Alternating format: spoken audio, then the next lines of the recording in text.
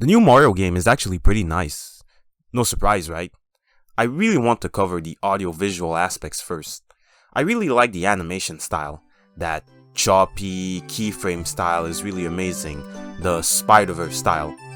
Each action is really clear-cut and legible.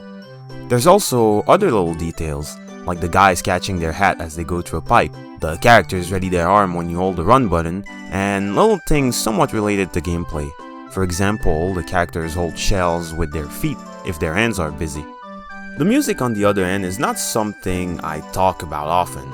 Sound design in general is neglected in movies and games nowadays, and in the past few years industries have been going for the safe orchestral soundtrack. We still have the standard Mario fare, but they're not afraid to go creative once in a while.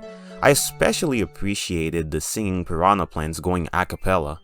As for the gameplay, it is standard 2D Mario but with refinements that make it a lot more pleasing than the other 2D entries that have just been rehashing the new Super Mario style since the DS. Outside of actually bothering to have a distinct visual style, there's some tweaks and improvements. The game is just pretty tight in general. It features new levels that aren't just grass, water, and lava, without trying to spoil too much. For example, there is a desert made of dessert. It's a nice level idea and a good pun. You know how much the Japanese love their puns.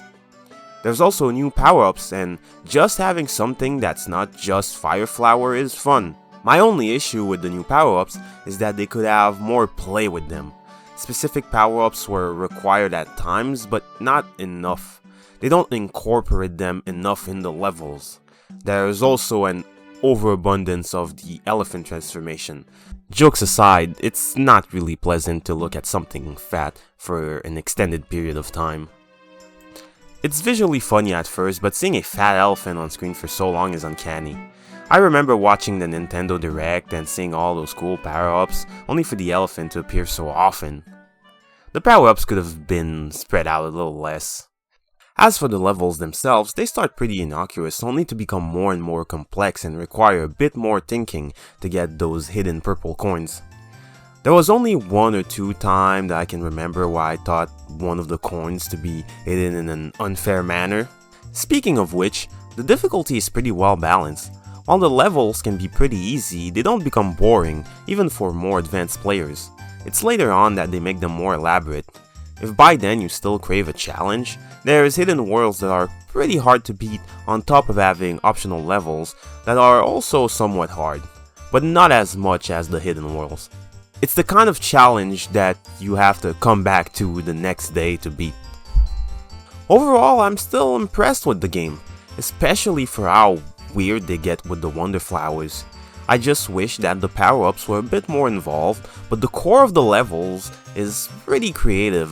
While their games can seem pretty unassuming, Nintendo has a good mastery of game design. They make the games in such a way that even your mother can enjoy them. My mom sure did, but it's still pleasant enough for more advanced players to have fun. Their style is perfectly summed up with easy to pick up, difficult to master. Wonder is not exceptional and mind-blowing like Odyssey, but it's really solid and a welcome addition to my catalog. I will now proceed to review the PDP controller, which I use for most of my playthrough. It's not worth the price of admission of $50 US, but it's low-key pretty good. When you actually get it in hand, it's surprisingly pleasant despite the lower quality of the material used for it. The bumpers and triggers are quite functional despite their proximity because of the shape of the ladder. The face buttons are big and easy to reach, and the D-pad is quite clicky and nice. The sticks have a nice concave and grip, and the controller features motion controls. That is all. You can go home now.